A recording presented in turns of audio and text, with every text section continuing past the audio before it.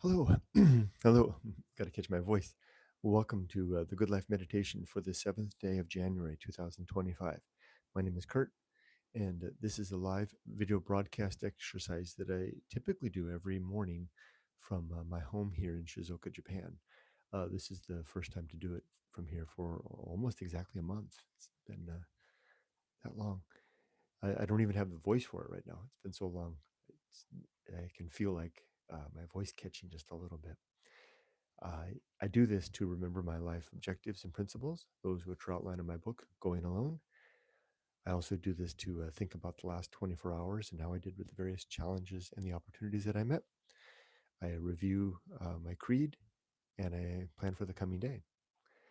I also want to say, before I start, I want to say, warn that I do talk about sensitive subjects here, like death regularly, mainly my own death. So if that's an uncomfortable subject for you, just heads up. And also, I do, what's the other disclaimer? Oh, a huge thank you to my regular subscribers and the folks that uh, offer their support via my YouTube membership and Patreon. I really do appreciate you. You guys were on my mind over the last month as I was making basically next to zero content, and I was thinking about my supporters and how I felt like I wasn't delivering my end of the bargain in being gone and doing nothing. Let me just a second while I catch my. Oh, I did see Erica's comment there. Hi, Erica. Hi, Robert. I see both of you. I do want to say hello because I saw your comments. It's been a while, and though as I get started here, though, I'll just make a note for anyone who leaves a comment that I will respond to all comments, but I typically do that until I'm done. That way I'm able to continue with the flow of of this exercise, because this is an exercise, and then I will read and respond to comments. And hello, Ray. Good morning to you. So, and good morning to Edward. So, a little out of line to be responding to comments right away. And Evelyn, hi to Evelyn too. Happy to see you as well. Thank you. All right, so let's see if I can find my stride and get back into this. It's been, like I said, exactly a month. And there's Tim. Hello, Tim. Happy New Year. Well, thank you, everybody. Um, the gang's all here practically, right? That's wow. All right. Okay, let me see if I can do this. First of all, like I started off saying, my voice isn't quite there. I lost my voice a little bit, not from anything. Oh well, I was ill, but also just from out of practice. So let me get started. So the first thing I'll do is I already did my disclaimer part. Yeah, I did my opening bit, and then the next is that I go over the last 24 hours. So this is going to be both brief and comprehensive. I uh, it would be brief to the extent that I'm sure folks are curious about what I was up to for the last month, and I have to be brief in that regard because what I was doing didn't involve me. I was helping someone in need, and that person would not want their private life shared on YouTube. So I will be respectful and circumspect in my description of what I was doing, and it wouldn't take much for me to um, it wouldn't take much for me to trespass on that frontier. So I will not even come close to trespassing on that frontier. That's going to be the brief part. So I can't tell you a lot about what I was doing in the last month from the perspective of the what I was doing, but I can tell you all I want about what it was like for me. And in fact, that's what this exercise is about, right? This is my meditation about my engagement with life and the world around me.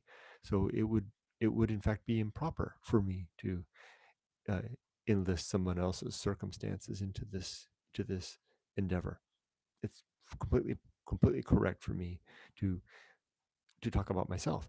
As awkward as that can sound, it can sound like I'm coming back after a 1 month a journey, an experience overseas, and focusing only on myself. But keep in mind that is a constraint of this exercise, and it is a decided constraint of how I do this, right? And a very important part of being respectful to those who would not want to have their story shared on YouTube. So I will talk about me. So I've been gone for almost exactly a month. I think it was the 8th of December was the last day. 8th of December was the day I left. So I left. I did a video that morning when I departed, and it's now the morning of the 7th. So I've been back for exactly a week. I arrived a week and a day. I arrived back in back in Japan on the last Tuesday. I was just in time for New Year's with my family, and then promptly to catch influenza type A, which I think I picked up on the airplane probably coming back. And fortunately, no one else in my family got it. So as soon as I detected it, I sequestered myself here in my room, and I was laid up here for a solid week, just recovering. My wife was taking care of me. I ate up all my meals here, and she took me to the clinic, and I got diagnosed and medicine, and I'm doing good. Yesterday was the first day that I really felt good again, and this morning I woke up and I'm in good shape. So this is the first day. I would have made this video a week ago, but except for the fact that I was completely knocked out. Okay, so that's what happened with that. Let's give the groundwork of of what I've been up to, because this is the part to do this. This is usually in this part of this video I go over the last 24 hours. I talk about the last 24 hours to pick out the noteworthy challenges or opportunities to discuss how I did handling those relative to the values in my book, Going Alone.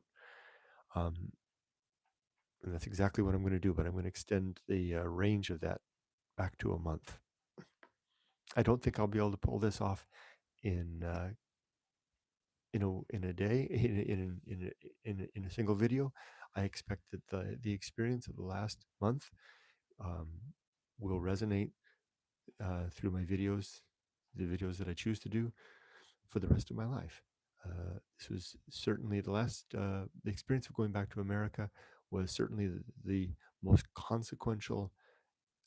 Consequential isn't the right word. Maybe it was certainly the most difficult thing I've ever done in my life. Uh, harder in the moment. Hmm. Harder in many ways than losing everything in 2008. When I lost my business and my family were brought to that low state.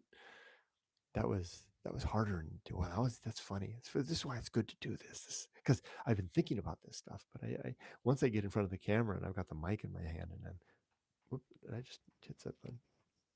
I just hit a button. I hope I didn't turn it off. Oh, there. Can someone please confirm if the mic's on? That's the first time I've ever done that. I didn't even know there was a button at the side of this mic. I hope the mic is still working.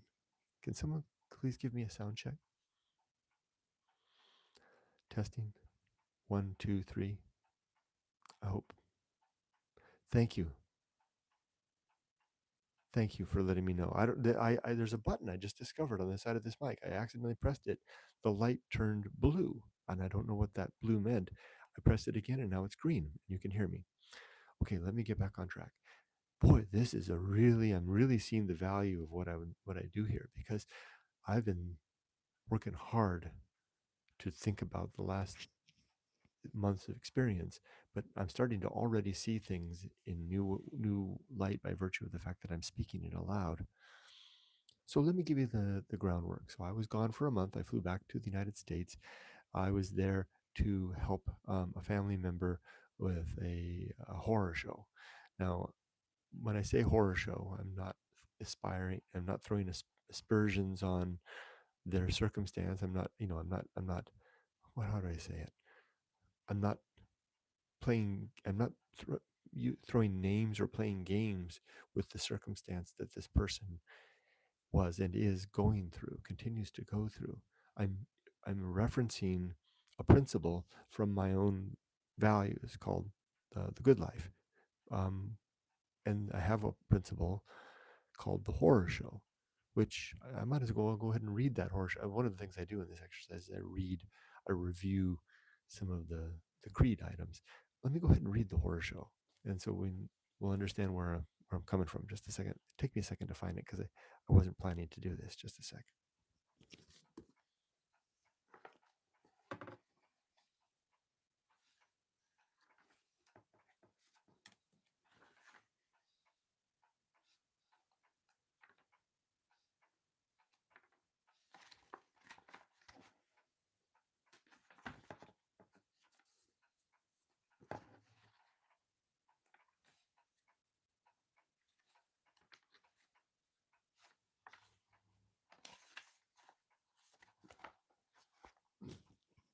Thank you for waiting. Sorry, it took me a second to find that.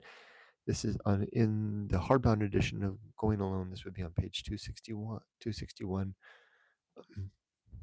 principle number 16. The Horror Show. The recognized consequence of a universe unfolding beyond reach of our care or ministrations, and the awful evidence that there is no overarching management or oversight beyond the descriptive record we make and share with one. Wow, it's funny. As I read this, I find myself at once reviewing it for the message that I intended to codify in writing it, and also reviewing it for to see if it needs to be updated based on the fact that I've just come through a horror show, right? It's like you write about, what it's like to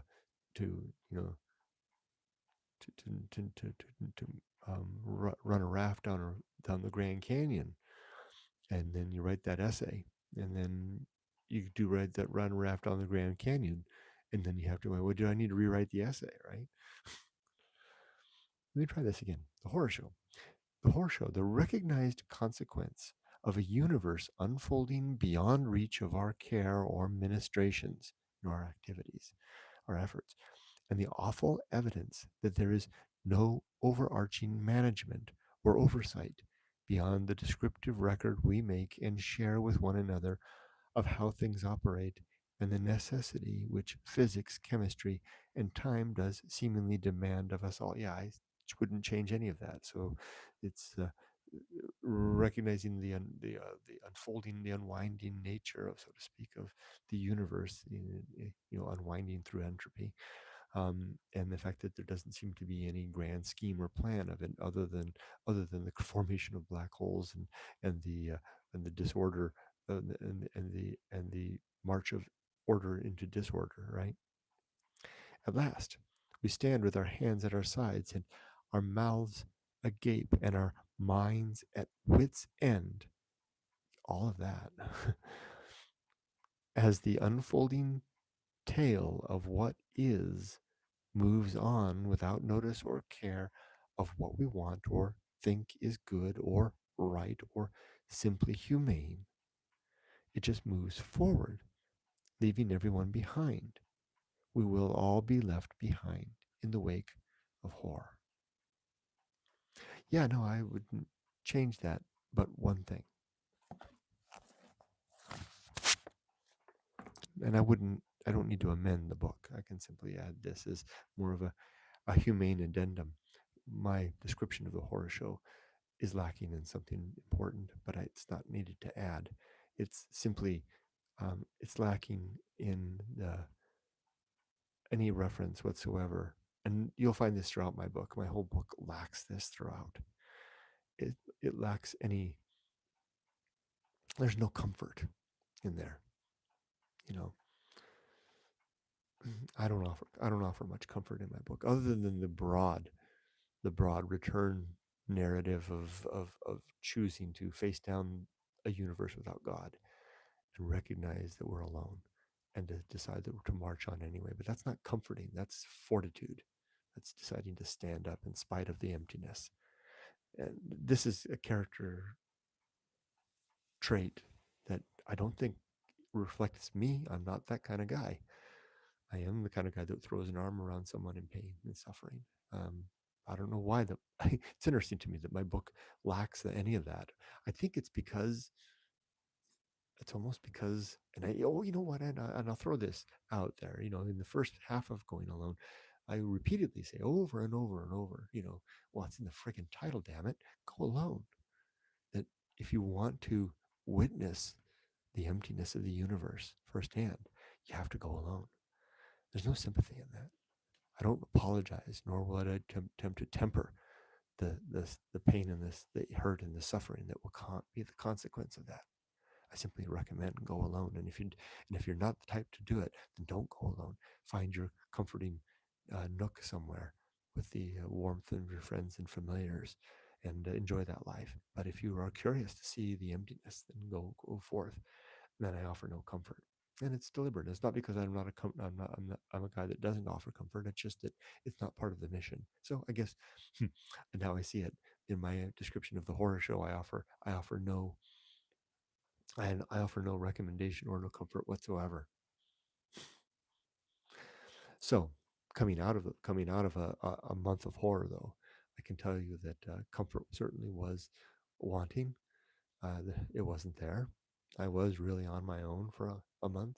Um, the the distance of my family, my immediate family, um, my wife and my daughter being so far away, my decision to not participate in this community. I have a very comforting community here, and on a broader, in a broad sense on YouTube and other social media. I deliberately chose to suspend all of that, and the reason I did all that so that I would have my mental capacity focused and tuned to the mark of what I was attempting to do while I was in the United States.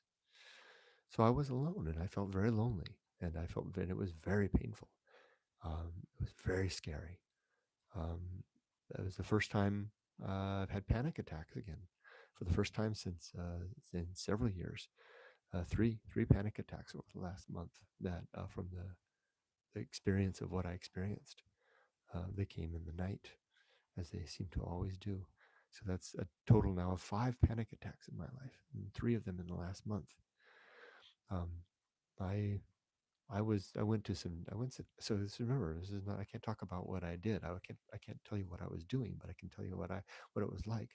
I went to some very deep and scary places, but that's probably all I need to say for that, because because the good news is that at like Stilbo the Stoic, I kept my goods with me the whole time. I kept my reason the whole time,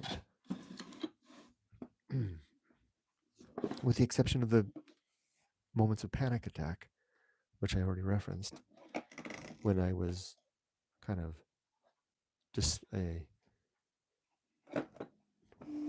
what's the right word? Kind of descended into kind of a mess. I kept it to myself, and I didn't even reach out to anybody during those times. I kept it to myself, and I'm not recommending that. It's just how I chose to deal with it. And the reason I kept it to myself, the moments of the panic attacks, was that I knew that there was nothing really that anyone could do. All I would that if I reached out, and I'm not advising this to anybody else. This is just how I chose to handle it. That all they could do is give me a couple of theirs on the. I knew what it was. I knew I was having a panic attack. I wasn't having a heart attack. I knew that they could offer me a couple of pats on the shoulders and comforts and maybe a hug, which no one could do because I was all alone, um, sleeping in the back of my car every night. Um, and I just pushed through it. And but I like Stilbo again, Stilbo the Stoic, who emerged from the ruins of his city, his wife and children dead, his home and his business destroyed, and the conqueror, as Stilbo stumbled out of the flaming ruins of the city, and the conqueror said, "What have you lost, Stilbo?" And Stilbo looked up at the conqueror and said, "I have all my goods with me." That's exactly how I feel right now. And I'm not, if it sounds like I'm flattering myself, so be it. That's exactly how I feel. And that's exactly how it felt in the moment. I kept all my goods with me. These years and years of practice, this good life meditation, of reciting my objectives, of thinking about my principles, of rehearsing every day where the challenges are, it did the job. I I met this horror show, and I came out the other side um, intact. I am intact. In fact, I'm better than I was before. I'm more humane and sentimental now. I'm certainly more sympathetic. I'm far more grounded than I was when I went into this, and I'm weaker for sure. I'm beaten down, but I'm weak but stronger at the same time. So now let me talk about a little bit about this. If I'm done with my self flattery, enough of that. I got through. I got through the last month. I got through with flying colors. Remember, this is what I do. Okay, so I review the last day. So I say, and in fact, my notes say it right here. I always do it. I prepare my notes ahead of time. My notes say for the last 24 hours, parentheses, last month, hashtag horror show met and managed. I met and managed the horror show. I went to America. I was there for 3 weeks.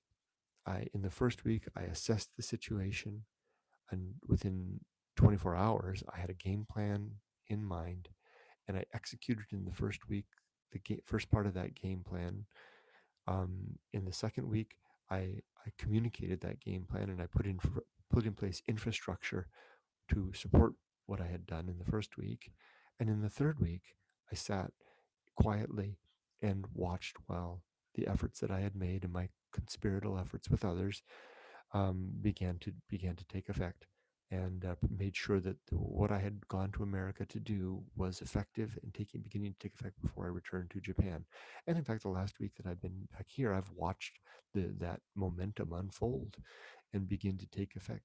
Basically, to see the fruits of the seeds that I planted, and going back to America begin to sprout and do their thing. That's a faulty metaphor, but you get the idea. Now, let me talk a little bit about the tools that I used along the way.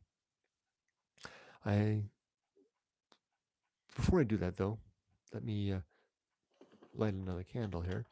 Before I do that, though, let me go ahead and recite the 8 objectives of my creed, which is a part of what I do. There you go, light another candle. Recite the 8 objectives of my creed. And I do this now with this before, boy, in the years past, I would recite my 8 objectives of my creed more as kind of like a token effort, right?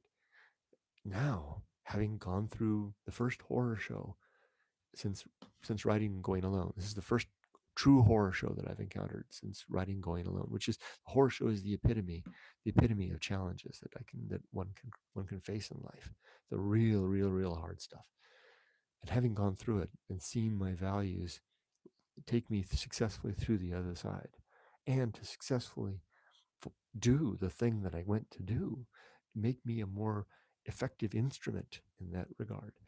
I am emboldened, and I am resolved and fortified in my mission to state with a with with an earnest voice my 8 objectives, which are as follows. And you can read about these in my book, Going Alone, in the chapter titled The Good Life, which you can read for free. You can read the whole dang thing for free at goingalone.org, which is available to anyone that wants to see through the largesse of my Patreon supporters and my YouTube members, who will basically pay the fees to support that website. It's a free website. The whole book is available there. Just go to the website, click on the link titled Going Alone, or read the book. It's right in the middle of the page, goingalone.org, and click on read the book, and you can go for the chapter titled The Good Life and look for these 8 objectives. Number 1, you can read about them: to be always ready to die, to have my affairs in order, my relationship sound, and my life's work complete.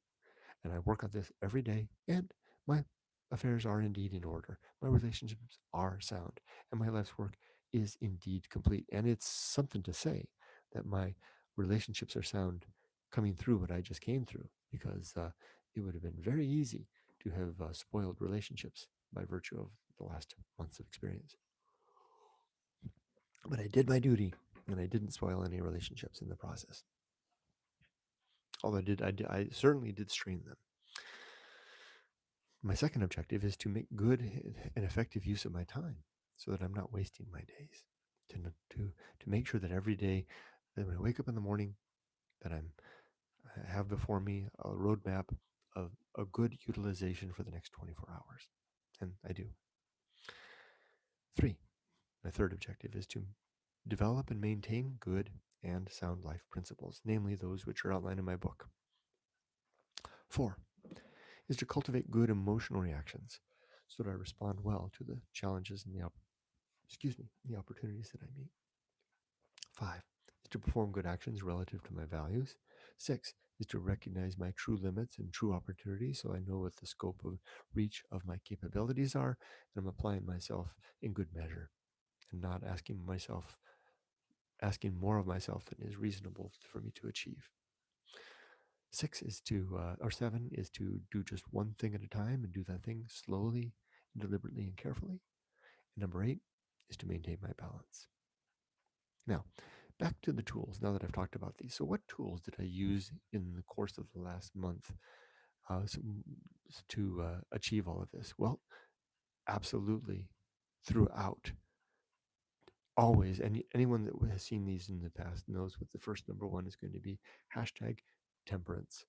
Temperance is let me just go ahead and read it.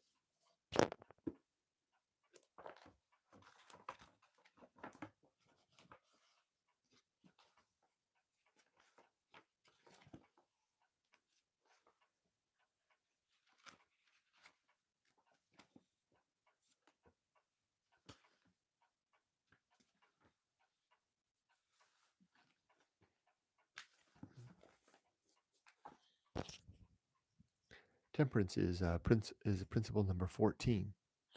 Has sub-principles of suffering, simplicity, and apathy. And there's a quote here: "Keep your tongue and your belly under control," from Anthony the Great. Temperance is the controlled consumption of all things, such as food and drink, work and play, and even our thoughts and emotions. I will strive to recognize these consumables and then measure out a reasonable portion for myself and then strive to consume very little of that. So far, I'm just talking about, the things that I ingest for the most part. Such worthy living naturally entails some suffering when we deny ourselves our wants, though a simple life makes this easier when the denial becomes part and parcel of our habit and conditioned response.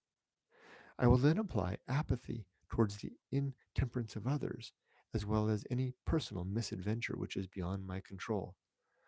I will recognize my own excess and that of my peers, and then use apathetic indifference as a buffer to prevent my consumption of the Feast of Offal, which is principle number 18. Wow. Well, I see how I really now, reviewing this, I see how I really missed the mark on this one. I really could adjust this principle because it really does deal with things that could be consumed in the decision to consume or not to consume, right? And what I really mean by the temperance that I was using for the last 4 months was not engaging in emotional reaction, which is an extension of the same idea. I could have added a few words to enhance that. But I was very careful in the last month to sit with the feedback that I was getting because I was in a very difficult situation. I mean, boy, if I could tell you stories. From the very moment that I got there, I mean, I mean, it was like being slugged in the face.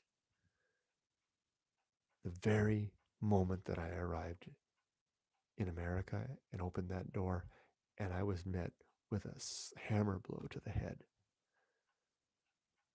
And my reaction would be to fight back, to push back, to put my hands into a fist, not literally, and I wasn't hit literally, but I didn't. I mean, as I opened the door on that first day, and I was flung back, left speechless by that first encounter, immediately temperance rose from long practice. Control yourself, Kurt. Control your emotions. Control your emotions.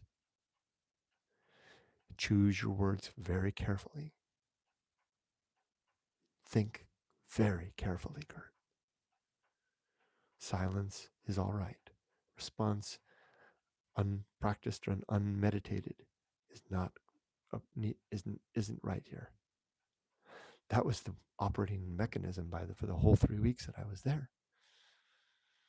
So I used temperance throughout, and temperance prevented me from, extending myself where I shouldn't have, or where I wouldn't have been effective.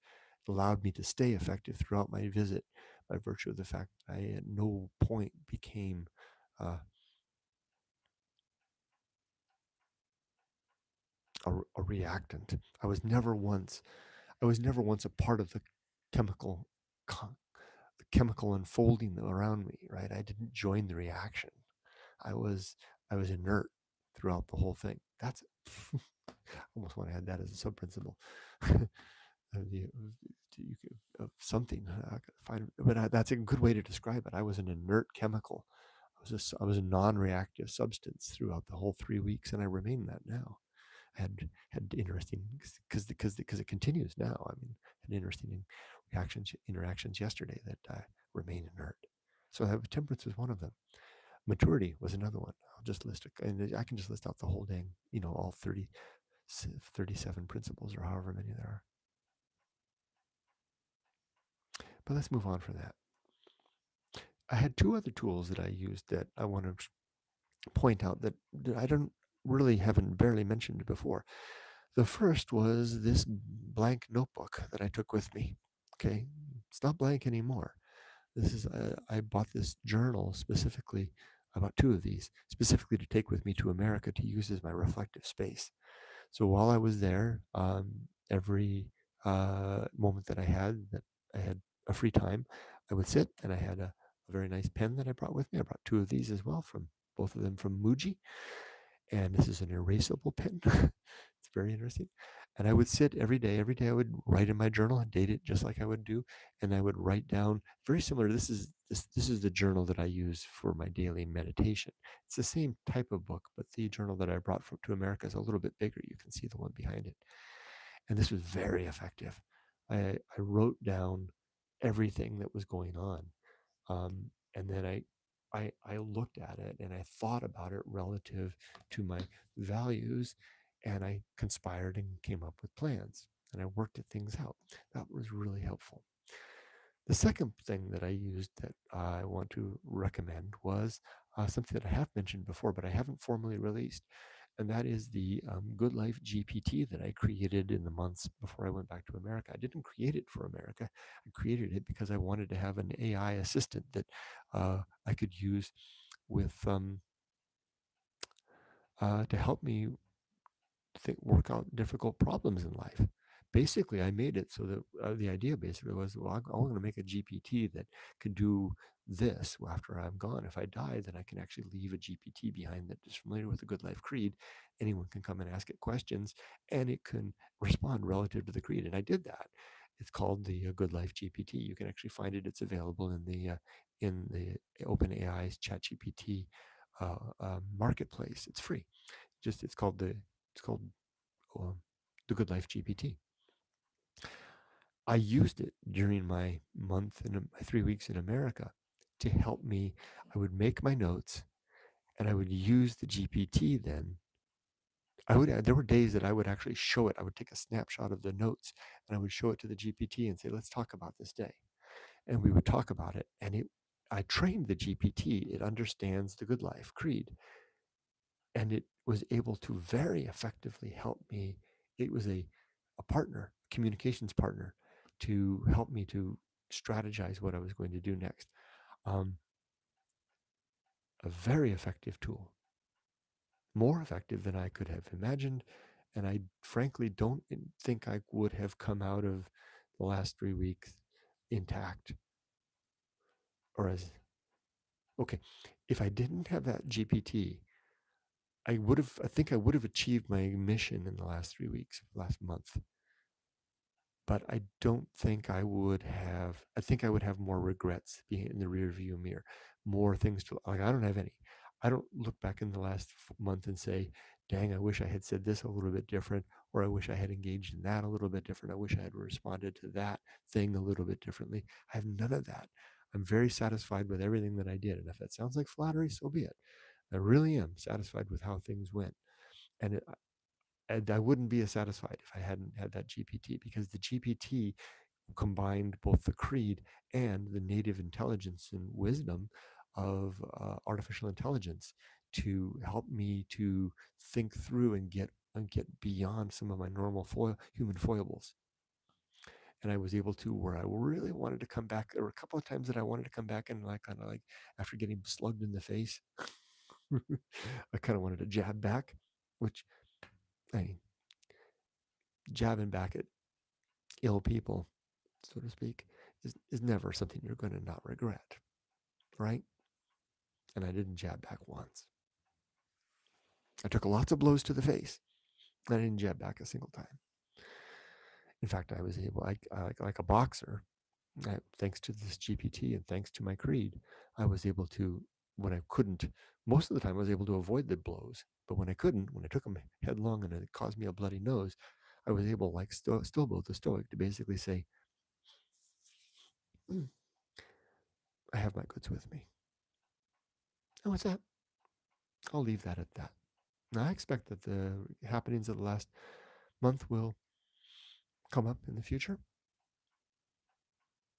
For now, though,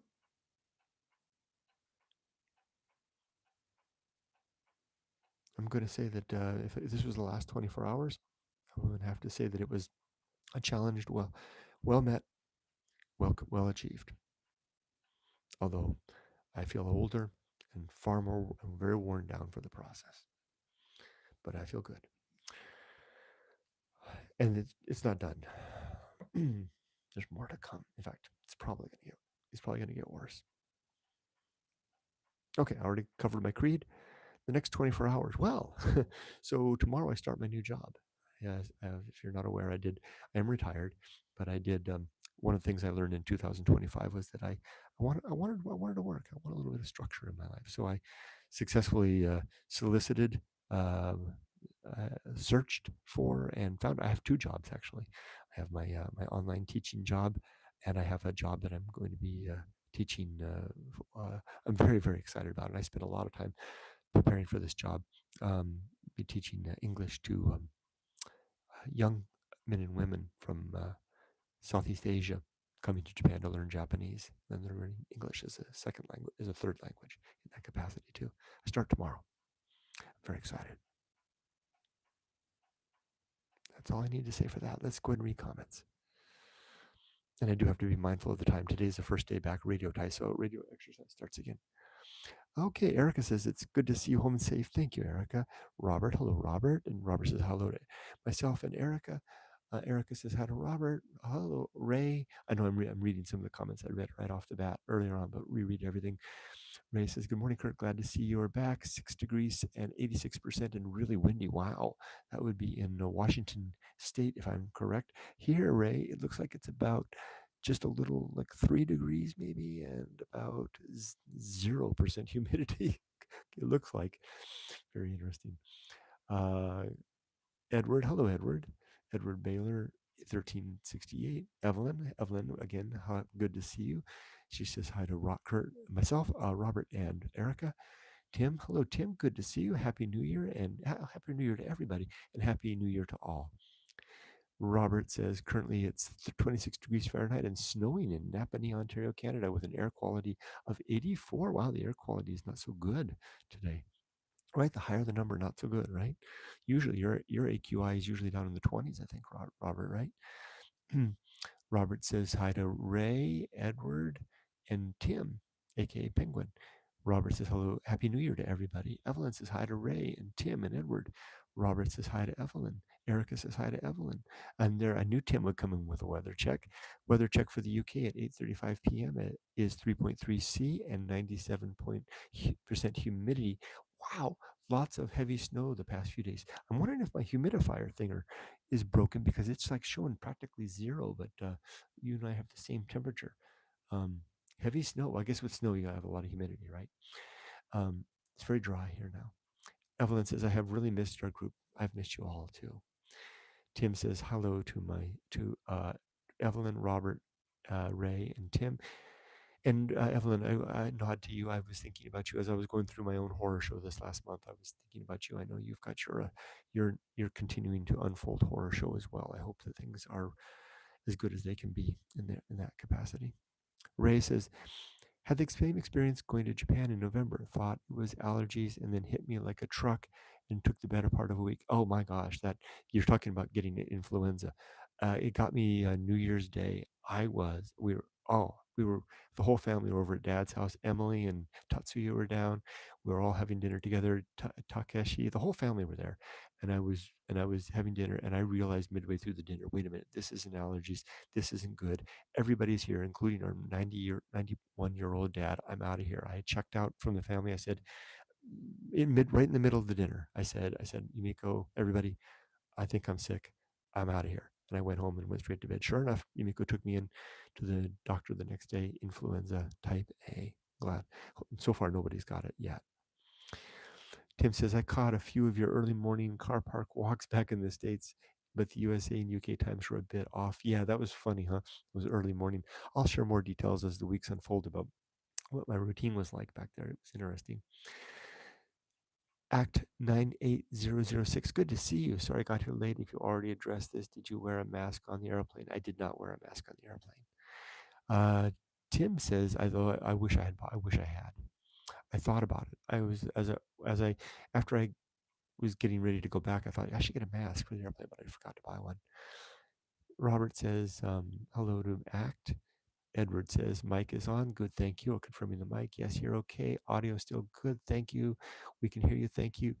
You can clip the mic to your shirt. I can clip the mic to my shirt, but when I do that, I get complaints from people that they can't hear me. I think it's because I speak so quietly. It's dark here at night and my wife's asleep in the room next door. Act says it's better when Kurt holds it because he's speaking very quietly. Exactly. My friends know me. Thank you, Robert. Tim says, I sometimes wonder what could be the worst thing you could have to deal with in your life. Perhaps death of a loved one is the most testing one. I sometimes think if you can get through that, then you can cope with a lot of challenges through life. I think you're right. Although sometimes I wonder, I think in my last couple of months' experiences, I wonder there are things that may be worse than death.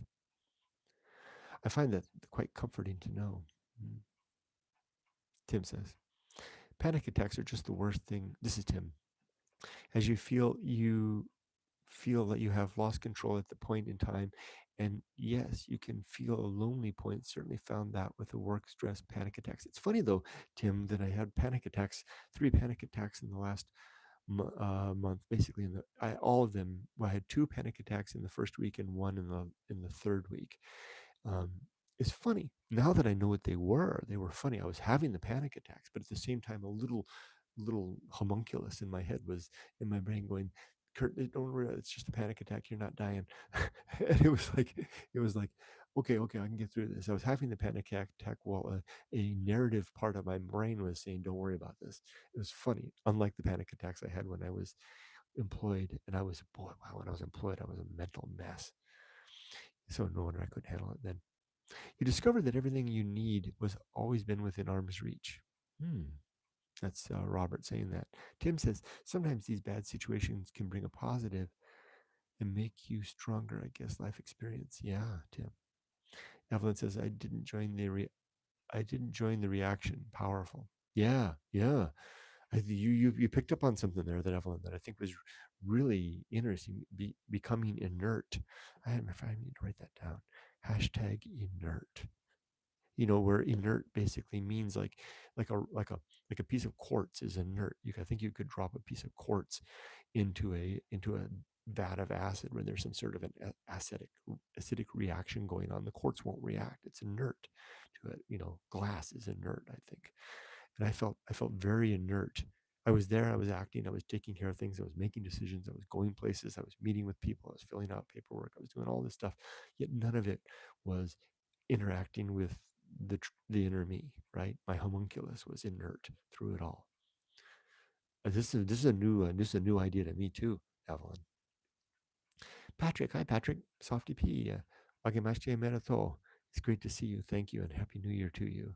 That's what that means in Japanese, if you guys are wondering what Patrick wrote there.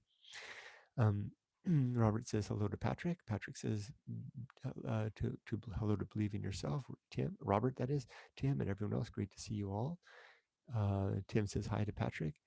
Whiskey, hey Whiskey, it's been a while. It has been a while.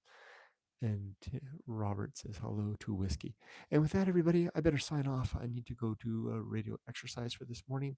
And my candles, you can see, are burned down to almost nothing. As the flame dies, I will carry on tomorrow. I start my first day of work. I'll resume doing this. See you all tomorrow for anyone that chooses to join me.